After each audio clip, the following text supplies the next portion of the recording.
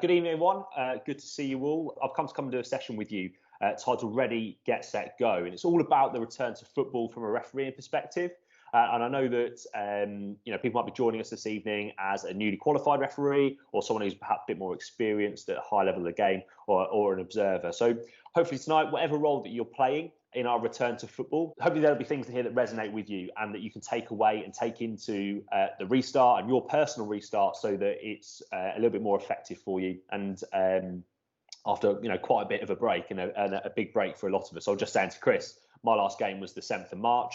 5 months or so ago now, and it's really important that we're getting ourselves prepared and ready for the restart.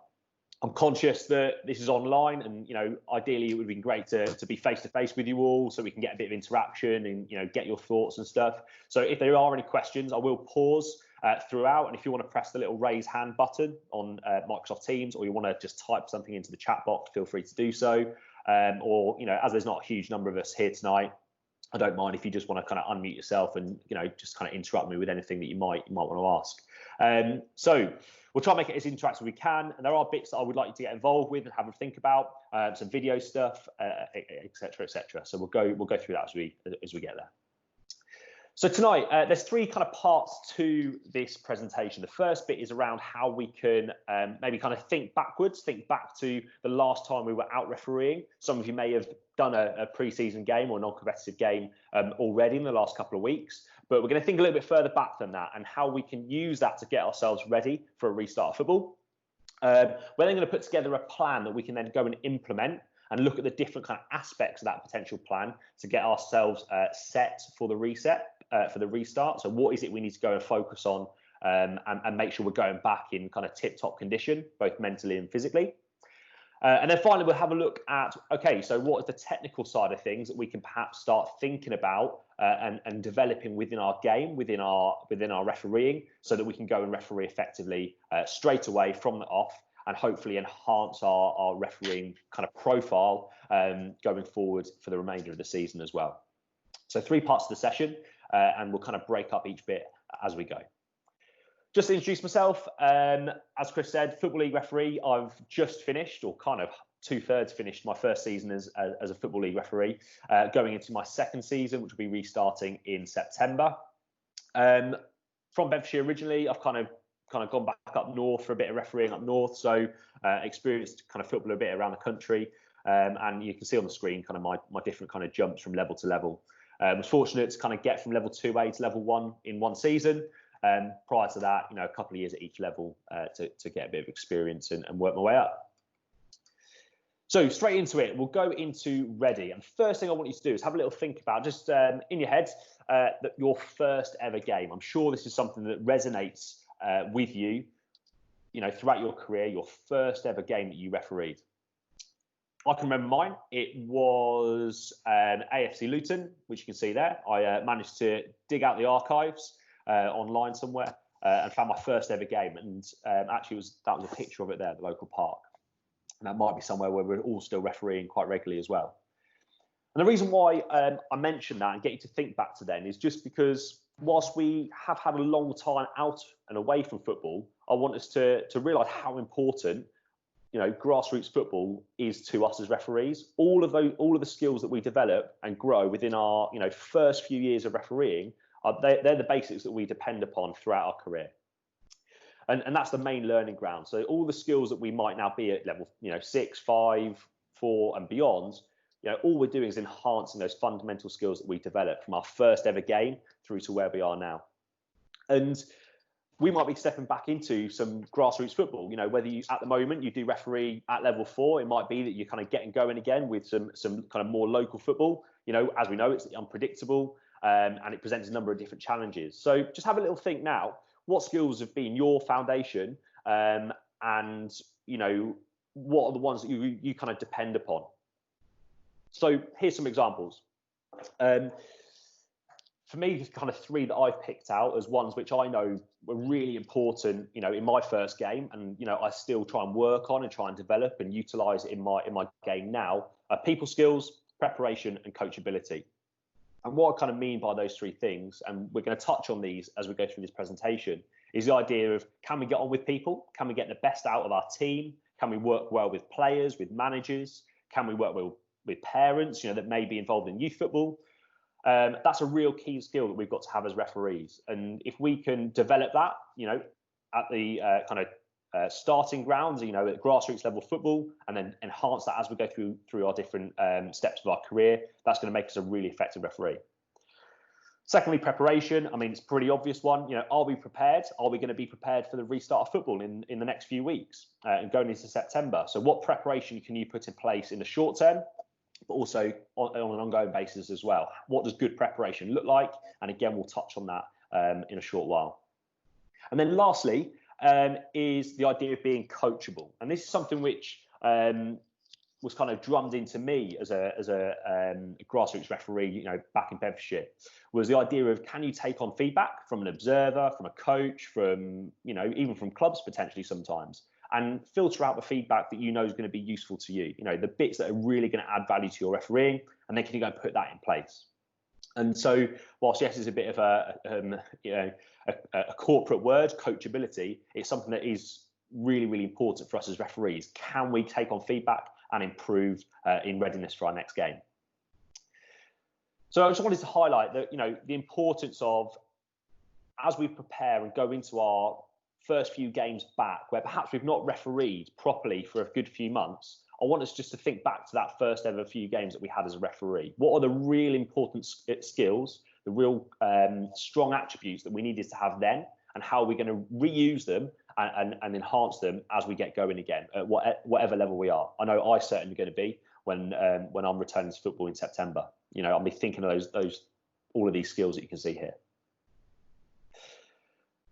And as you do that, and I've got a little task for you to do in a second, and I may ask for a couple of examples from you, is the idea of having really effective reflective processes. So, it might be that you drive home from a game, and as you're driving home, you're talking to a mate on the phone, and you're basically saying what went well, and what you might do differently next week, or you thought, oh, I was great today, nothing else that I'll do differently. You might get home, someone at home, parents, whatever, you might throw the bag down and say, I'm never refereeing again. Okay, that's a reflective process. However, we want to make those reflective processes as effective as possible.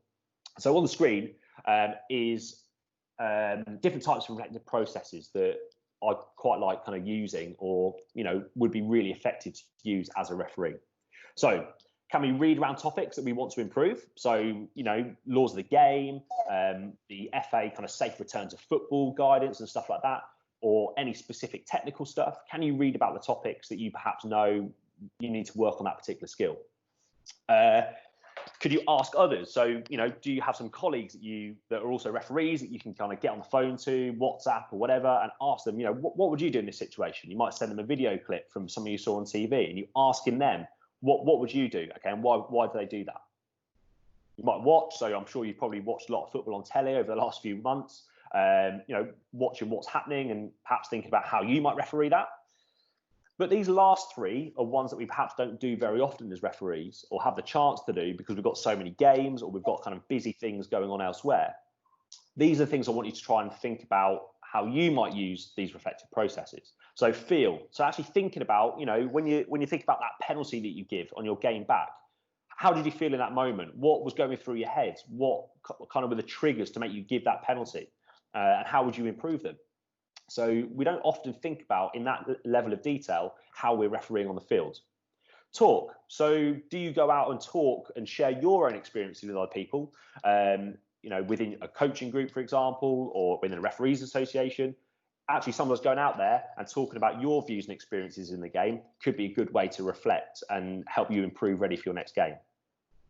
And then finally, and this is sometimes the more difficult one, is do we actually put some real valuable time into thinking about our previous games, what went well, what we might improve, and get them ready and improved, and set ourselves some kind of mini targets for our next game. So the reason why I'm kind of mentioning this is, as we get ourselves ready for the restart of football, it's really important that we are reflecting backwards so that we can get ourselves set and get ourselves ready to go when the football and competitive fixtures restart again. And here are 6 different ways that we could do that.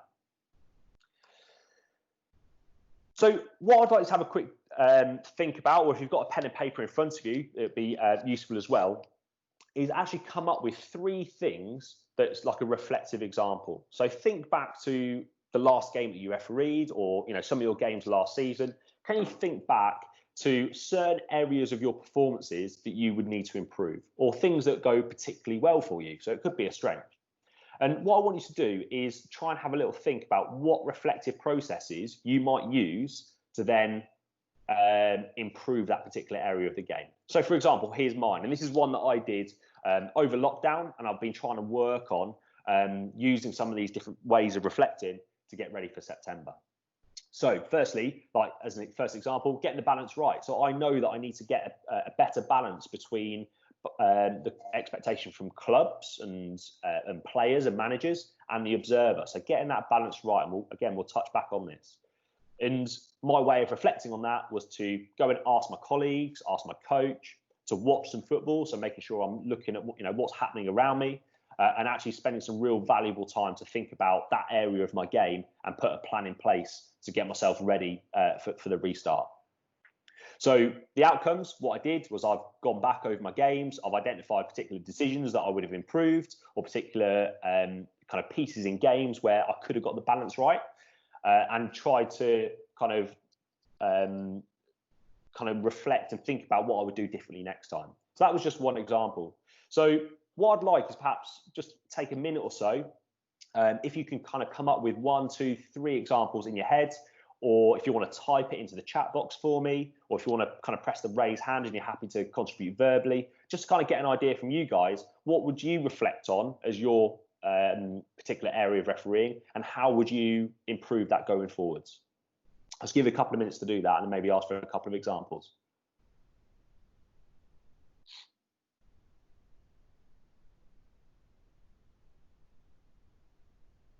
If you want to type into the chat box, you can do that, or if you want to just press the raise hand, whichever works best for you guys.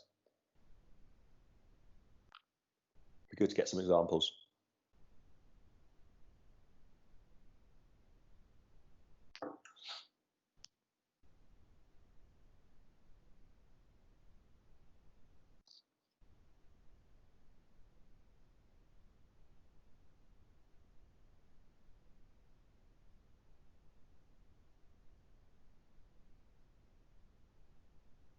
Just give it a minute or so. So just as you're doing that, this is the kind of getting ready part of preparation for the restart of football. We shouldn't, as referees, just jump straight back in and not really kind of take any time to prepare ourselves and identify what areas of our game we'd need to work on, because it's been such a long period of time. It would be particularly useful for us to maybe go back over previous observer reports or any kind of coaching conversations you might have, and think, okay, I really need to work on this, and this is what I'm going to focus on when we restart. Thanks, Steve. Okay, so fitness levels, yeah, hot sunshine. It's very hot at the moment. Making sure that we can last the 90 minutes and not the 75. Good. So have a little think about that. So that's something you want to work on. What are you actually going to go and do to make that happen? Thank you, Nick. So Nick's mentioned about kind of giving signals, so selling decisions, and maybe kind of enhancing that, using that to kind of enhance your body language. Okay, good. And you've said that you've watched a couple of matches this week to see how level 6s and 5s do it. Fantastic. Love that. So you go at the reflective process you're using is you're going out there and watching stuff and looking at how other people might do it. So fab. Great. So thanks, Steve and Nick, for those examples. That's great stuff. And it's really important that we're doing this on an ongoing basis. And this is something that is going to change as you go throughout the season. And even if you're an observer or perhaps have a different role in refereeing, it's something you can also reflect upon. You might reflect on the way that you deliver a debrief, for example, or how you might try and use questioning in talking to and debriefing the referee, trying to get the referees to think about their own performance as well. So the idea of reflecting and getting ourselves ready for the restart can be applicable to all of us and whatever level we might be at. So just to summarize this bit then, as we get ourselves set and we're getting ready to go for the restart of football, let's take this time now whilst it's perhaps less busy and we've got an opportunity to really think about what's good in your refereeing and what can you use to develop. Think about what your foundation skills are. What is it that you depended upon back in your first ever game and still depend upon now? What are those key skills that we rely on as referees? And if we always reflect in the same way, so if we always just come off the pitch and say, yeah, that went all right today, and that's it. If we always just kind of reflect in one way, we're always going to end up with the same result. So the little expression I like there is, if you always do what you've always done, you'll always get what you've always got. So if you're not willing to change something and really think about what you want to improve and focus on as referee, you're always going to get the same results. Okay, we're not going to get that improvement. So what can you focus on to get yourself to that next level, or get to that next kind of performance level within your game? We've talked a little bit about reflection, and we've touched on a couple of examples from you guys, so I really appreciate that. But the idea of making reflection purposeful. So we say we're going to improve our signals, okay? Nick's gone out there and he's actually gone and looked at how other people do it. So that's reflecting with purpose, really going out there and seeing what the outcomes and what some really good examples might be. And at the end of the day, as we go into the restart of football and you get more and more games coming your way, you can do this on a game-by-game basis. You can go into your next game knowing, okay, I'm going to focus on my positioning today. I'm going to focus on my teamwork today. And this is how I'm going to do it. And I'm going to watch a game on Tuesday night to see how this particular referee or colleague does it. So that's what we can do to get ourselves ready for the restart of football. So let's have a think about the next step now. And this is all about kind of putting the different pieces together as we go on to some kind of video clips in the next section. And I will relate back to some of these. So there's kind of 4 parts to our getting ourselves set for the restart of football. The physical aspect. So what can we do to get ourselves in physical kind of supreme condition for games? The technical side of things. So the technical side of refereeing, that's kind of a niche for referees. The mental side, because that's something we often kind of neglect and we don't really think about. So how can we make sure our mental fitness is ready to go? Because we've not refereed for a long time. Okay, there is a knack to it, and making sure that we're sharp. And then finally, the social side of it. And it's a very different time at the moment. We're not able to get into any kind of referees associations or into the county FA or whatever else. So we've got to try and work together in different ways to help each other. So the physical side of things, and I'll show you an example of a typical week for me, and it might be some of my colleagues as well, and it might be similar to what some of you guys do, but there might be a couple of ideas in there around the kind of physical side of the training. The last few months has been a really, really kind of difficult few months from a physical point of view, just because for me personally, with the restart of the Premier League and the Championship, I knew that I was going to be used as a 4th official, and was. So it's about kind of keeping match fit, but only knowing that I was only going to be used as a 4th official. Obviously being ready to kind of replace anyone should I be needed. And so kind of getting that balance of resting, kind of giving my body the chance to regenerate, but also putting a good amount of demand on it to get me fit and ready for the restart was really, really important. And that's what we're still trying to do now. I'm going to show you a couple of examples of different session types. So it's very easy as referees just to go and run. It might be you go and run 5 kilometers, or you might go and do just a few little kind of interval runs and stuff like that. But it's very easy because what we do on the pitch is run, just to go and run in our training. And actually there's a vast amount of different types of sessions that we can do to improve our physical fitness. And again, there's an example in a moment. As we start having football back, it means that all of our local pitches are hopefully going to have cut grass again and have some markings and have some goals, because I know that my local pitch, it was up to the knees at one point because there was no football, so it wasn't getting cut. So, use this as an opportunity now with the good weather to get outside, use the heat in a safe way, obviously, to kind of push the demands a little bit perhaps. But also it's good for the body to get on a bit of grass rather than just running on the road. And then the last thing is about, and this might feed into some of your reflections. So when you talk about kind of getting ready fitness wise, actually, can you create a plan that's realistic and commit to it and use it and adapt it as you go? And again, there's an example in a second of what a typical plan might look like, and you can use that and adapt it as you see fit. But lastly, the key point that I want to mention as we go into what could be a really busy period of football, because I know that some leagues are wanting to kind of cram a lot of games in, is listen to your body.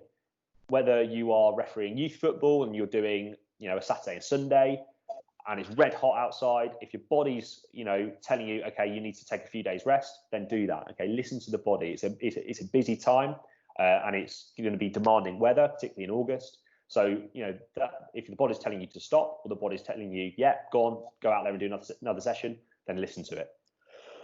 And finally, rest is just as powerful as a big high intensity session.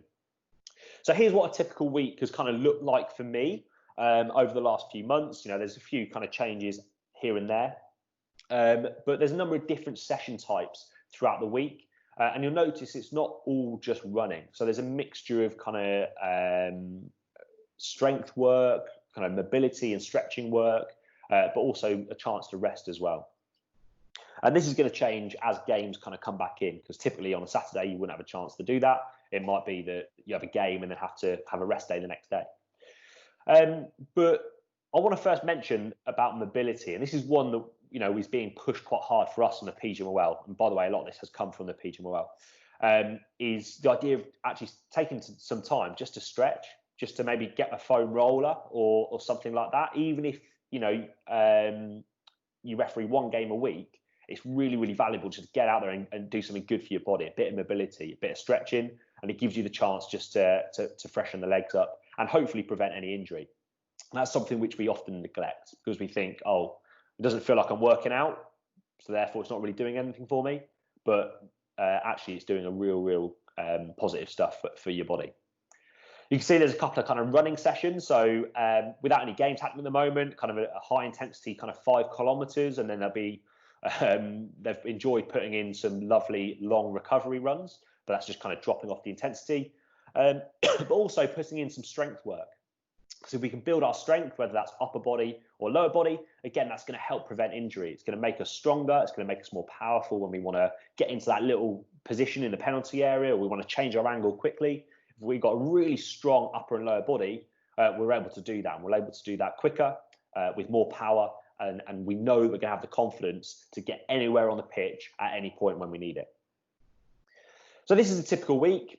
As I said, it's one from the PGMOL plan. We've been using these, and it's maybe a good example of what you guys might want to adapt and take forward as we get ready for August and going into September as well. I'll just as a little pause point, are there any questions that anyone has so far on any of that? Okay. Okay, Nick, I've just seen your question. So when you say a fast run, is that a sprint where you end up unable to speak? So no, there's two types of runs. So a high intensity run would be working at about kind of 80 to 85%. So you should be able to sustain a pace for about kind of 5 kilometers consistently. So that should be kind of 80 to 85%. Okay, you should be kind of blowing a little bit, okay, getting a bit of a sweat on, but you should still be able to just about speak and talk and converse, and have that extra little bit in the tank as well.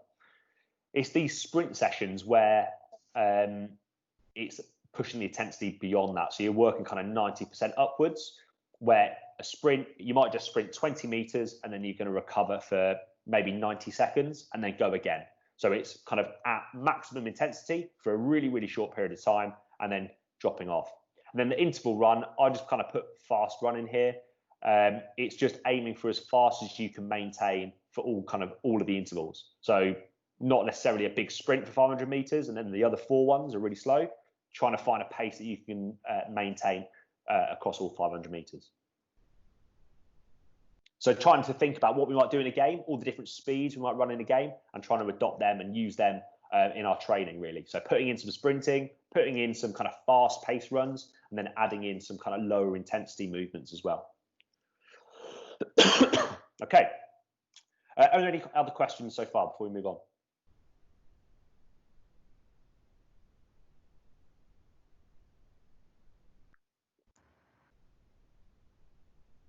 All good? Cool. Okay. So moving on to kind of the technical side of things. So this is a real kind of quick one, because actually this is something that we should all take responsibility of anyway, whether that's, as a result of the lockdown that we've had. This is something we should be doing, throughout our careers, really. We're obviously going to have some laws of the game changes, so make sure that you are clued up on that. That's really, really important. There's a change to handball and a minor change to offside and a few other things. And I believe that a session's been run from the County FA around that, and there's some stuff on the Fab app on your phone that's really, really valuable as well. So there's plenty of resources out there to kind of clue yourself up on the new laws of the game stuff. Whilst we can't meet in person, you can't have all that kind of great training that you normally would do, kind of face to face. There's plenty of online stuff that you can do. There's plenty of stuff on Twitter, especially as non-league clubs are starting to play again. You know, there's going to be highlights and stuff like that. You might want to have a little look around and see what's going on, particularly again relating back to some of the laws of the game changes. It's great that you've got sessions like this, and I believe this is being recorded, so, and as well as the other sessions. So if you want to kind of drop back and look through some of them, that'd be a good thing to do as well before your first game. But most importantly as well, and I want to mention this because this has kind of come out in the last couple of weeks or so, is obviously making sure that we've got really clued up on the safe return guidelines. We're going 2 games as representatives of the FA and of Bucks and Bucks FA.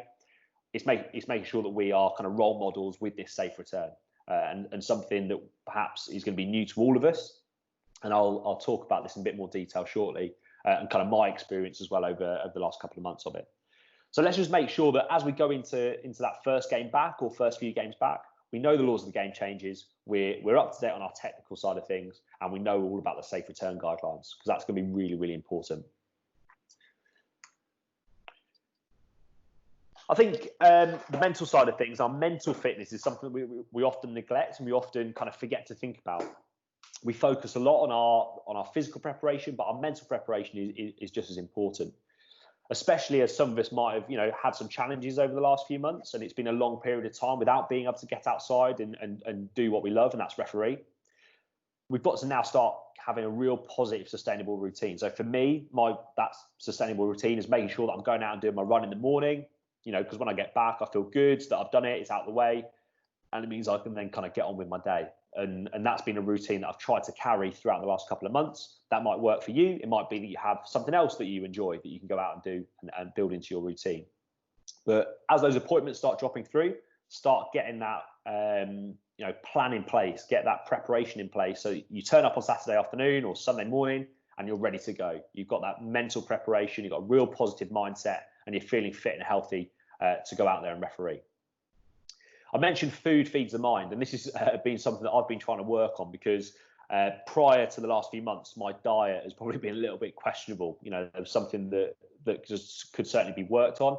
And the last few months, I've really tried hard to change my kind of diet and nutrition, eating healthier, eating at the right time, eating the right foods, and kind of working it around my training plan. That's something that I wasn't doing before. So, if you eat a rubbish meal before a game, the night before a game, you're going to feel rubbish going into that game. So, have that real positive mindset and think about all the other things that contribute to it. And finally, talk to those around you. We've got a great support network in refereeing, whether it's, again, with your RA, with your county FA, etc.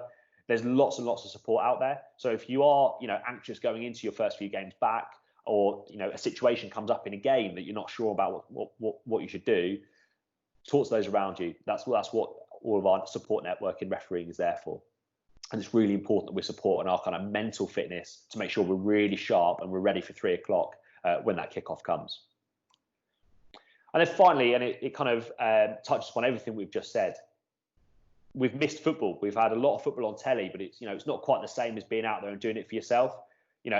Get out there and talk about football. When you're out in the local park, start building that rapport again with players, with clubs. If you're out there refereeing some supply league clubs, start building those relationships again, because it's been a long time for you and it's been a long time for them, and everyone's going to enjoy that opportunity to talk about football and be involved again. So all I'd say is get stuck in and have that real positive mindset, because that's going to only feed on the way that you then referee on the green bit. So just to summarise this bit before we start looking at some technical stuff, at some video stuff. There's fantastic resources out there. There's lots and lots of online stuff that you can use to get yourself a real good routine going into the restart of football. Make sure you've got that physical aspect covered. Get your training in balance. Don't overdo it. Same with pre-season fixtures. Don't be doing a game every day. That's not going to be good for the body. Get that balance right. mix up the different types of sessions between strength, running, doing some stretching, and giving your body the best chance to be fit and healthy for the busy running the games that we're going to have over the next couple of months. And don't neglect, your kind of mental fitness as well. It's really important that you're kind of mentally strong and positive going into that first game back. And preparation and being ready and having thought about all the good things that you can do is only going to help that. And then lastly is those safe return guidelines, which again we'll come back to. So let's have a little look at some video clips. I know these video clips were sent out prior to this evening, so you may have had a chance to look at them. I think Chris has put the link in the chat box as well. So if it kind of looks a bit blurry or jittery on the slideshow, feel free to click that link and you should be able to see it. I'm just going to go back to my example because the three things that I want to kind of go through and these three video clips touch on the three things that I wanted to improve and develop, and they're examples which I think and hope that you can kind of take some learning from, because I certainly did when I was watching them back, and I know that there's plenty of opportunity to improve for me, and hopefully you guys can have your own reflections on them as well. So the first one I want to focus on is about getting the balance right, and it's this idea of having a triangle. So when you turn up to a game, you've got kind of three things that you've got to get in balance. Okay, the clubs, the observer, and your comfort zone. So in a particular game, it might be that a situation happens and you've got to manage it in a certain way. Don't get me wrong, there's always going to be situations where you've just got to stick to law and you've got to do it by the book. It's black and white and you've got to go and give the decision that's there. If it's a nailed on dog zone and it's a red card, you've got to do it. But often in games, we've got a chance to manage things. We've got a chance to take in the bigger picture and balance the expectation of clubs, of the observer, and also of our own comfort zone and what we think is right in that situation. So I'm just going to play this clip, and I'll be grateful for a couple of thoughts about what you think on this clip, around decision, outcome, or just kind of general things that you've noticed. Feel free to type it in the box, or if you want to kind of verbally give it, feel free to press the raise hand button. Oh.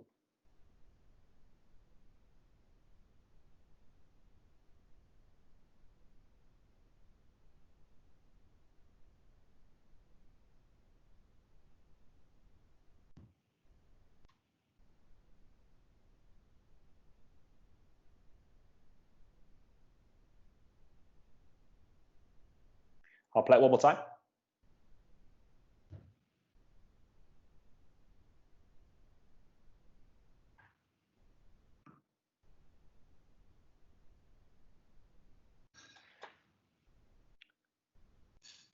So in the chat box, what do you think? What's the decision? And what considerations are you taking into place?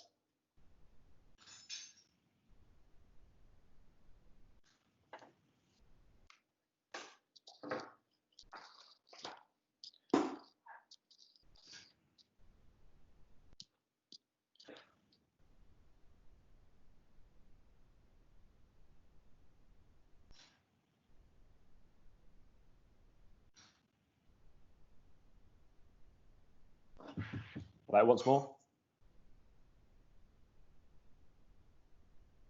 So we've got Tranmere in white, Accrington Stanley in red.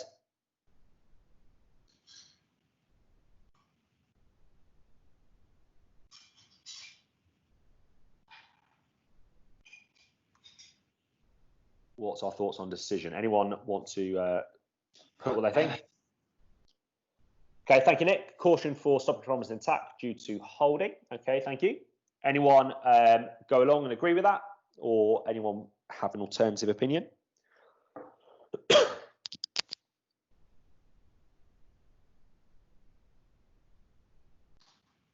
Okay, cool. Thanks, Steve. So give the free kick sooner to avoid an unwanted arm from the red player. Okay, cool. So I like that. You're kind of taking into consideration kind of the build-up. Good. Paul, good decision. Spot decision. Waited to see if the player did get away. Okay, so almost kind of opposite of Steve in the idea of actually letting the game develop. Interesting. Okay, we'll come back to that in a second. So just to kind of talk through what's happened here then. So and maybe perhaps give extra information that you wouldn't have known. So this is actually going into, this is an added time at the end of the game. So 90 plus 1, 90 plus 2. Game is almost done. The game's gone very well. very little has happened in the game in terms of big decisions for us. And as this Tranmere player is turning and breaking away, I've spotted that the Accrington player is obviously holding him. Now, what then happens next is that the Accrington player has already been cautioned in that game, and obviously has subsequently been shown the yellow and red card. Now, I'm not going to sit here and say that that's an incorrect decision or that that's a correct decision, because I think, on paper, in terms of law, you'd argue, yeah, okay, it's holding, it's stopping a promising attack, it's a yellow card. However, the learning that I've taken from this is the idea of this triangle. I've refereed the game 90 plus minutes with very little complaint, with very little disapproval, let's say, from the clubs, from the players, from the managers, etc. It was quite low profile. However, in the last minute, I've raised my profile in perhaps a situation which, I can't remember who put it, Steve, has put, given that free kick sooner. The idea of actually, was there the opportunity earlier on in that phase of play to give that free kick sooner, kind of read the bigger picture and just kill the game? What we'd call safe refereeing. Now, don't get me wrong, I'm not saying every time there's a potential advantage, give the free kick. But, there's an opportunity with that initial holding just to give the free kick. Likewise, is it kind of an obvious promising attack where perhaps I could have just managed that situation? I could have prevented raising my profile unnecessarily. Now, again, I'm not saying that, this is wrong. That's not a yellow card. I'm also not saying that's a definite yellow card. The learning point from this is the idea of getting that balance. So in refereeing, are there occasions where we unnecessarily raise our profile when we've actually had a very, very good game so far, and we've perhaps shot ourselves in the foot in terms of getting the balance right with other stakeholders within the game? In that game, I was supported for it. I was supported for it from the observer. I was supported, from a PGMOL point of view. But actually, the clubs or the Accrington, perhaps didn't have felt that situation could have been managed, and so obviously take their view, their point for consideration. So all I'm saying in terms of that is, as we go back into whatever level you're returning to, are there situations in games where you could manage a situation better? You could try and get that balance, that little bit better between what the clubs and the players want from you and perhaps what an observer or the laws or yourself expects. It might be a kind of managing dissent. Are you unnecessarily raising your profile when perhaps it's just a player that's a little bit frustrated, but you're just going to go straight in and show the yellow card for dissent? Is there a better way of managing that, perhaps in the build-up or earlier on in the game, that could help you get that balance right and not mean you have to raise your profile unnecessarily?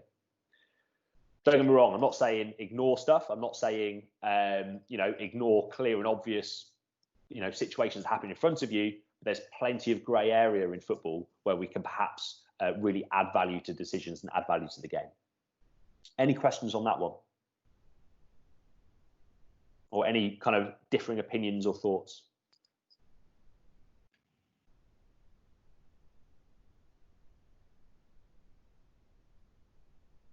Okay. Cool. Okay, we'll move on to the next one. It's teamwork. And it's from a different game. So we've got Grimsby in the black and white shirts and Leyton Orient in the red shirts. And again, what's the decision? It's on quite a wide angle camera, so you should be able to see kind of the full perspective of it. And all I want in the video chat box is, what decision are you giving and why?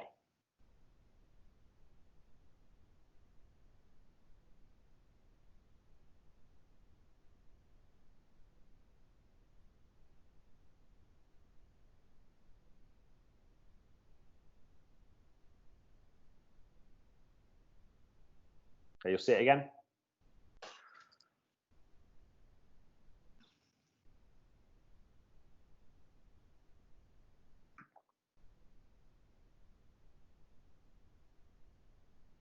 And last time.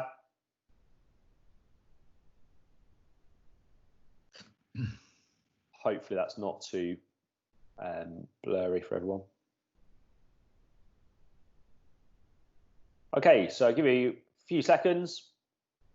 what decision are you going to make in that situation and why?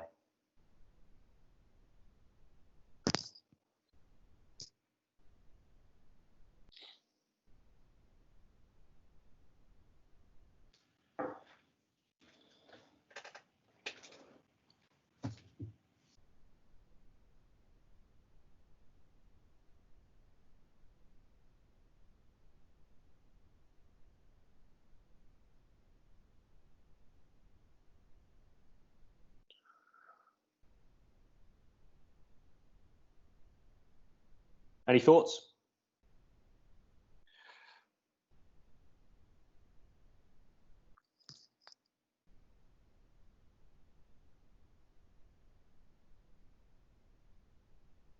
Okay, thanks, Nick. Cool. So you've put careless, okay. But is it in the spot for dogso? Okay, good. So I'm glad we mentioned that first bit, the idea of it being dogso, so denying an obvious goal scoring opportunity. Just see if there's any other thoughts before we kind of go through that.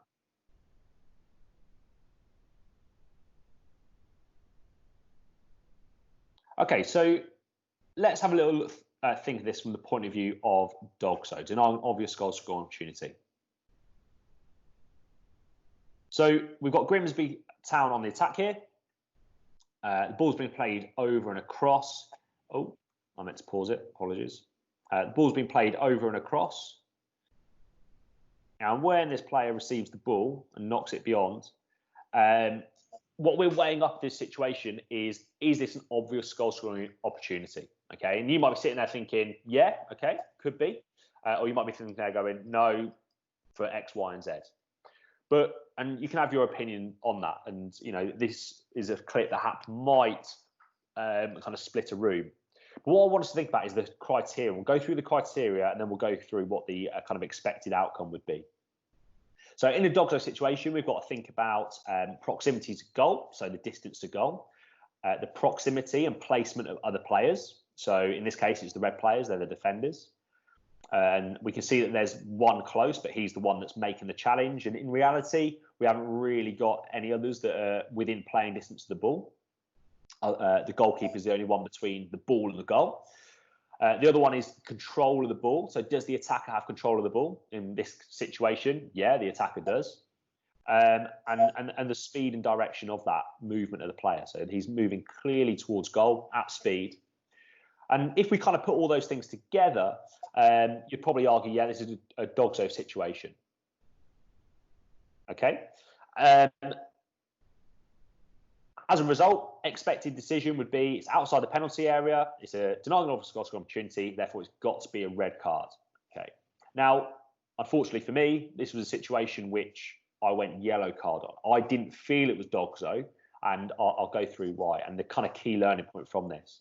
That freeze frame that I just gave, just here at the point of contact, is the picture that we've just talked about. That's the snapshot that you need to take as a referee. So when that tackle goes in, we're going through that criteria in our head: distance, control, players, etc. And we've got to take that snapshot really, really quickly. As a result of my kind of movement, I've kind of swept out really wide left and ended up with a pretty poor angle of it, actually. I've then ended up taking a snapshot that's a split second after the challenge. I've ended up with a snapshot where this player is now in a better position. The defender that's over left here is in a better position. And as a result, my snapshot has changed. I've not got the right snapshot. Okay, it's a second or two too late. And that's what has resulted in me giving that yellow card, is getting the decision wrong at the end of the day. Now, I've kind of mentioned teamwork on this because in this situation, and another kind of key learning point from this is that I've gone in really, really quickly with the decision. You know, I've almost got the card out before I get there. Now, for me, this was a perfect opportunity just to slow everything down, take my time, and use my team. And it might be that, you know, you're working with an assistant referee or a team of assistant referees over the next couple of months, and you might need to work effectively as a team, and you might need their input on the decision where you know you've not got optimum position, where you know you've not got the best view, and therefore your snapshot isn't quite right. And so if I was to have this decision again, I would be slowing the decision down and try and get that extra bit of the jigsaw from my teammate and asking for their snapshot, their version of events to then put together with mine. Now, I appreciate that, you know, we have the advantage of being able to kind of talk to each other with the comms kit, but there would be no harm in kind of putting a strategy together in your pre-match instructions with assistant referees as to how you might want them to have input on certain decisions. So don't get me wrong, I'm not saying use your assistant referee for every decision, because that's not right. But in decisions where you know that you need their help, can you put a plan and instructions in place in your pre-match? Or actually, can you just have that verbal or body language or way of communicating with your team to help you in this situation?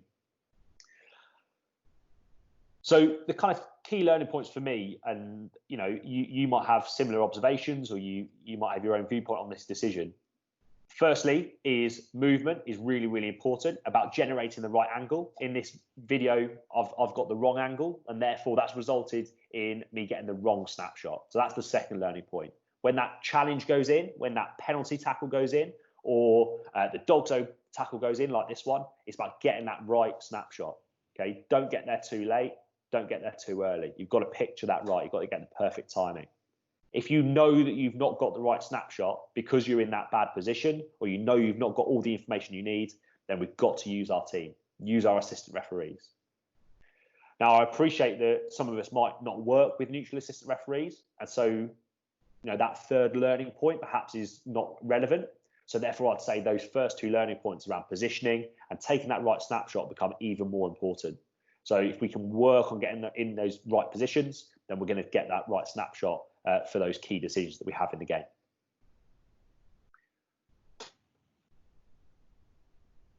Cool. So yeah, I've saw some extra kind of points here from Steve. Yeah, so I think the key thing here in this situation is in that right snapshot, you know, when that tackle goes in, there is not a single other player. That number 8 is never going to get there to stop a shot. That's what makes this an obvious dogso, and therefore should have been a red card.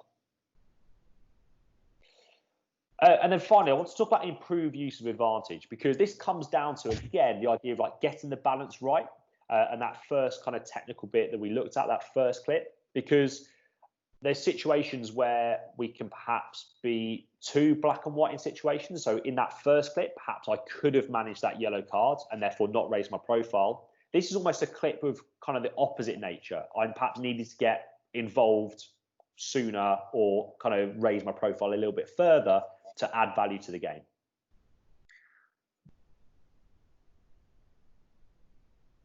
So we've got, this was earlier on in that same game.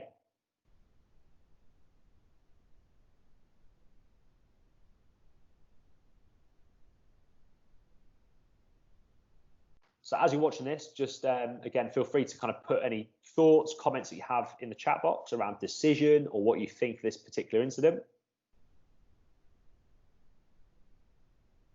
Okay, we'll see it again.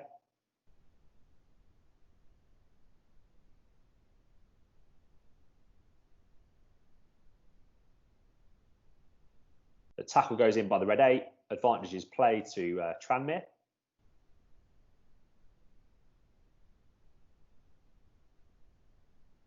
And lost time.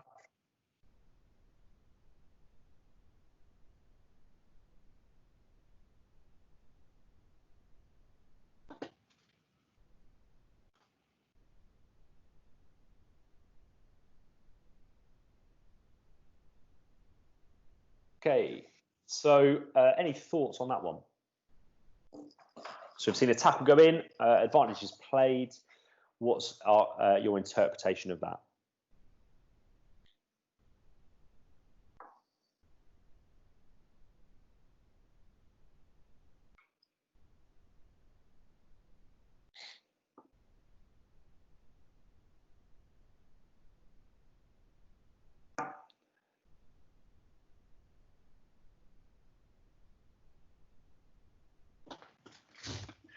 Okay, thanks, Steve. So advantage was possession, attacking possession, yeah, but too many defenders for a real open advantage, and challenge was worth of more match control management. Nice. Okay, cool. We'll come back to some of those points in a second, just see if there's any other thoughts. So in this example, we're kind of thinking about the application of advantage, but also how we use advantage then contributes to our match control and also to getting our balance right. So, you know, what's the expectation from clubs? What's the expectation from us as a referee in those situations? So thank you, Paul. Yes, a match control for a serious foul, and yeah, you know, it's a big tackle. So are we perhaps risking match control in this situation?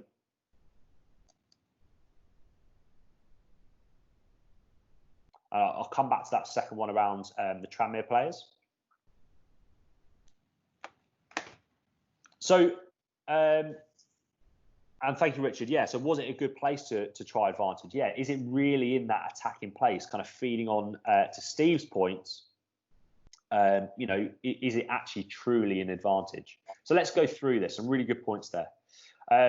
So the first learning point for me from this one, which should kind of set alarm bells ringing, is this bit here. As soon as that number 8, that Accrington 8, overstretches for the ball and overhits the ball, you know that there's going to be a potential challenge coming. Okay, and I'm perhaps not in the best I'm almost kind of half facing away from the ball. Like my eyes can see the challenge, but I'm kind of running in the wrong direction. So I should have anticipated that kind of change in direction a little bit quicker. And so the first thing is, if you see a player overhitting the ball just there, you know that a tackle's coming. Okay.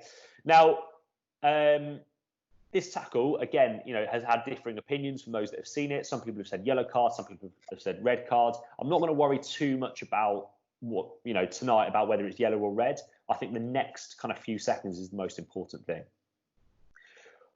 And it goes from the points from Steve and Richard, is in this situation, is it really, truly an advantage for Tranmere?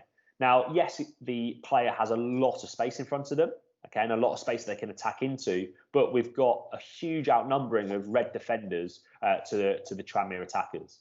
And so are we risking our match control, risking that balance that we have between clubs and all the other kind of stakeholders in this match, and the players and the trust of the players, for what is a pretty ropey advantage?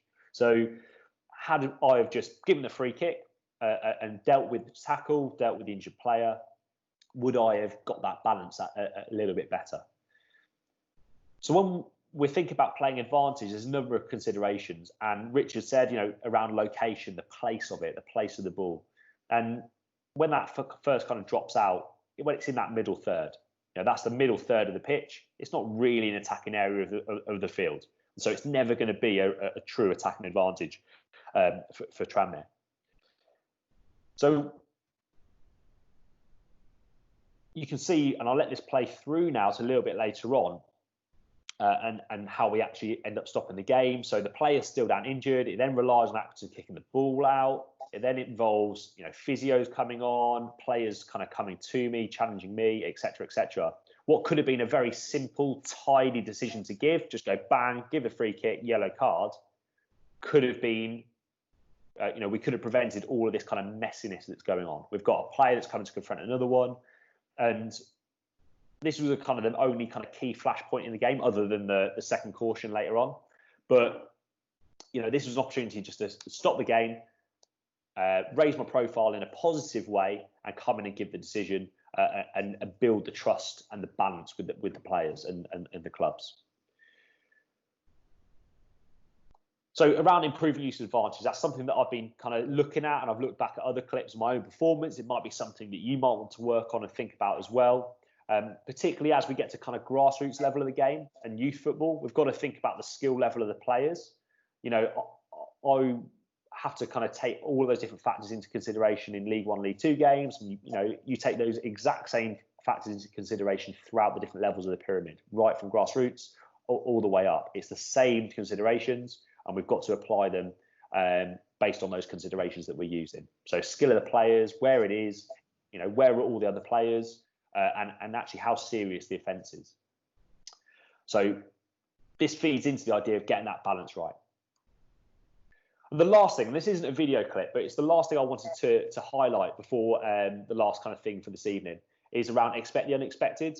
Now, it's a very kind of strange time for football at the moment with everything that's happened, and I'm sure we're all fed up of kind of talking about lockdown and not really having much football to kind of get involved with. And I know we can't wait to get back out there, but because it's a little bit different, the chances are that some different things might start happening, especially based around some of the FA guidelines that we're going to have for the safe return. And so we've got to expect the unexpected, and it can happen at any time.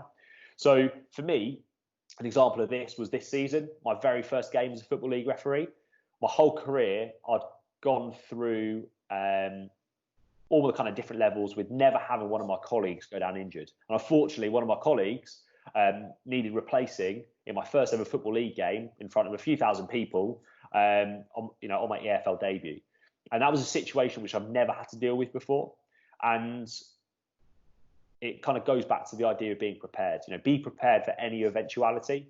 And luckily on the day, I had a really good team around me, and we got the situation dealt with really, really quickly and really kind of efficiently. But as we kind of return to football, it's been a long time. We might be a little bit rusty. We might need to kind of sharpen up a little bit. Some really kind of unexpected things could happen. So let's make sure that we are prepared and ready for whatever might be thrown at us. So yeah, the last thing would be just expect the unexpected.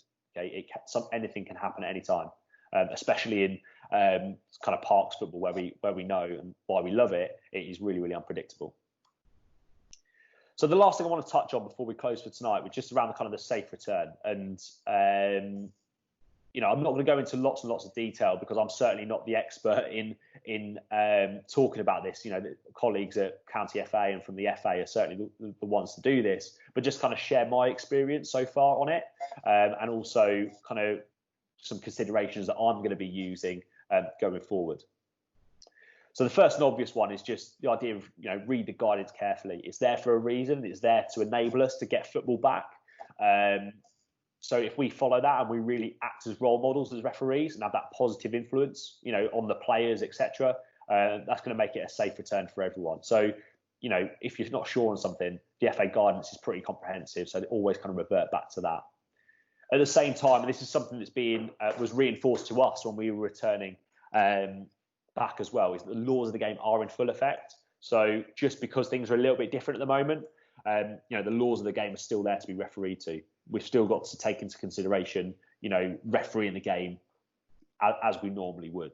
So that's why it's really important that we're ready and we get ourselves set to go and deliver that and referee back again, just kind of picking up from where we left off. Again, the idea of, and this was something that was kind of encouraged to us, particularly in the fourth official role, but I think it's equally important as referees as well, is being that role model in terms of like social distancing. And I'm sure we're all kind of used to having to play that kind of in supermarkets, etc. Let's just be that positive role model on the field, keeping our distance. When you go into corners, for example, you're going to have to manage them perhaps a little bit differently. You might kind of give a bit more distance. You might use a different area of space in the penalty area to manage a corner kick, is one example. So just have a little think prior to your first few games back and how you might manage kind of situations where you end up with a lot of players near you, how you might manage that differently. And if you can be that positive role model, then hopefully players are going to look to adopt that with you as well. Before the game, obviously things are kind of being recommended to be a bit different around team sheets, doing reports, getting paid and stuff like that. I think for me, it's just about being proactive. So making contact with the clubs if they haven't made contact with you. If there is a team sheet, especially when competitive football returns, making sure that that's kind of done and if possible done electronically, even if it's just emailing a picture of it or WhatsApping a picture of it or something like that, just enabling that kind of transfer of all the kind of admin-y stuff in a safe way. So I would just say be as proactive as you can before and after the match. See if you can get as much of that kind of contact and communication with the clubs done before you turn up on match day. And I guess it will be very similar in a way with the observer and the referee. If a lot of your kind of post-match and pre-match contact, the admin stuff can be done, proactively, then it's reducing the need to kind of be in changing rooms, etc., or whatever, for a longer period of time. So, that real proactive nature is gonna help us. Another thing to pack in your kit bag is a face covering. The FA expecting us to wear them in situations before the game and after the game, especially if you're going to be operating as an assistant referee on like supply league football and stuff like that. You're going to need to have a face covering with you. So don't forget it, just like you wouldn't forget a whistle. make sure you've got that in your bag. It was the one thing I made sure that before I left the house, I had certainly kind of in my bag. And whilst on grassroots football, we're going to be operating on public pitches, and it's great to be back out there. Again, it's just about using common sense and following the FA guidance. If we can kind of put that in place and maintain our distance, be as proactive as we can, manage things maybe slightly different, that's going to keep us safe at that level. For those of you on the National League system, I think an email came out from the FA a week or so ago, and again, the team at Bucks and Bucks can probably give more information over the next few weeks. But for any of you that operate on the National League system, so level 4, level 3, etc., upwards, then there's obviously specific stuff around that. So I know for us, we're going to be travelling in tracksuits now, so it's a little bit more kind of relaxed in terms of attire. Again, we're going to try and do all our paperwork as kind of electronic as possible. The way we enter the field is different, and the way the teams come out, the way that we have to be in the changing rooms, just lots and lots of different things that we need to kind of do differently. And again, the best way we can make sure we do that effectively is just prepare and plan for it. Make sure we know what those expectations are, and make sure you have a plan in place. So if you're turning up for your first game and you've got 2 assistant referees with you, who are neutral colleagues, let's say, have you got a plan in place just to kind of sort out everything that you need to before and after the game? Are there any questions before I just kind of summarise?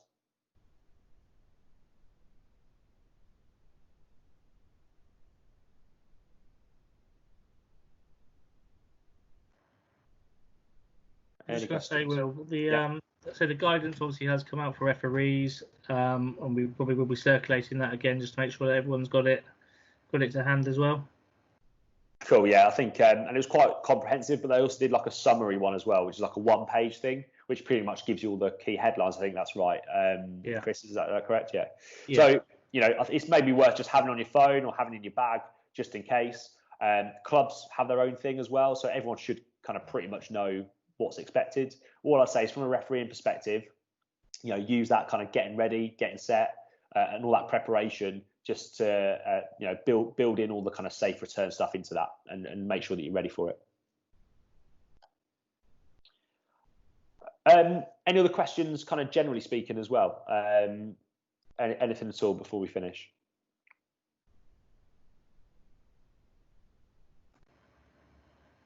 I'll just jump in with one, Will, if I can. Yeah, go for it. I've asked most of the officials that we've had on.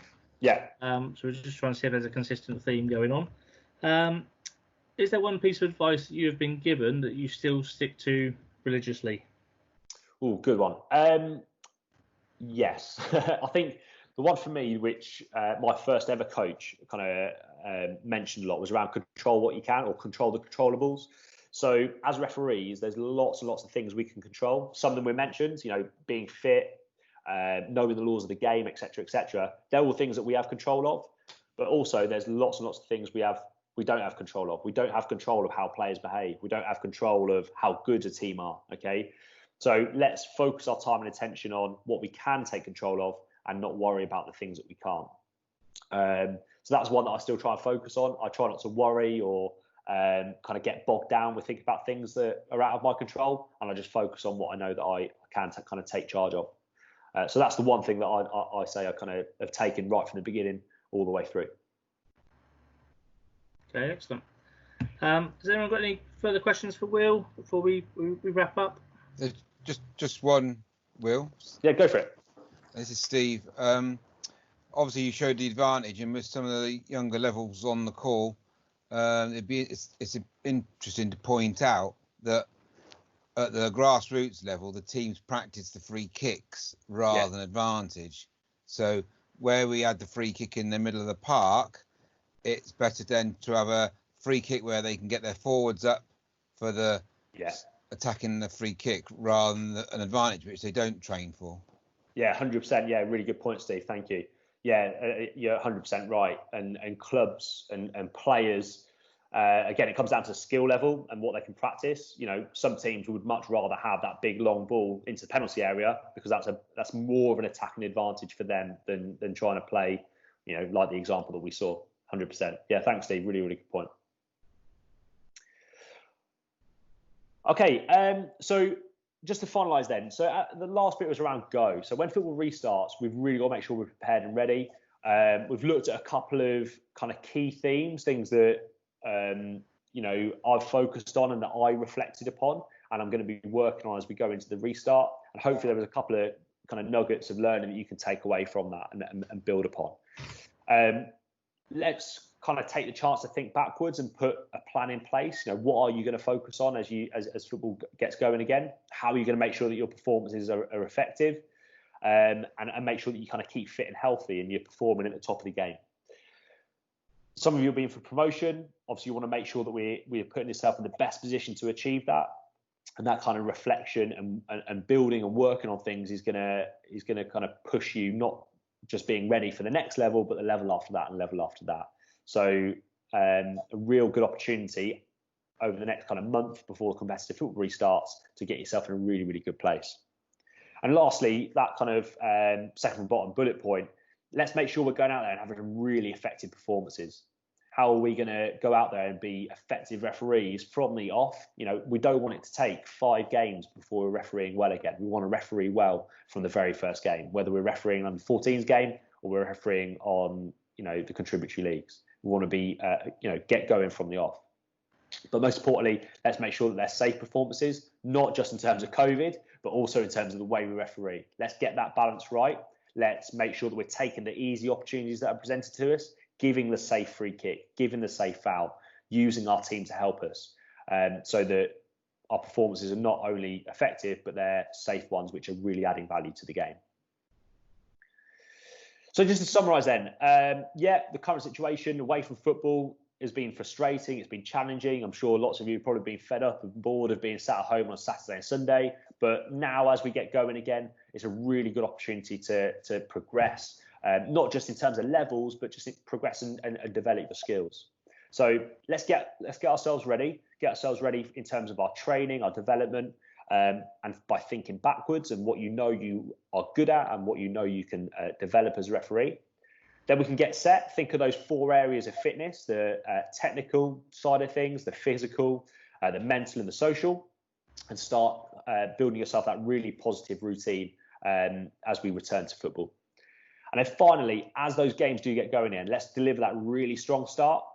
As a result of putting that hard work in, of getting fit, reviewing all the laws of the game, thinking back to what you want to work on and what you want to focus on, you're going to go out there and deliver some really effective and safe performances.